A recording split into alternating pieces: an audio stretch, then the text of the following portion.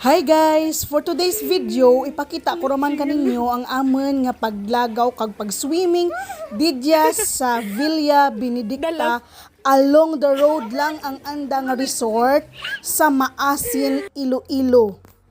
Pag abot mo sa karsada, matukad ka lang gamay, didya nandayon ang anda nga commercial resort, Hillside Resort guys. So kung makita ninyo, pwede gid kamo kang slide, kag may adult pool, kag kids pool.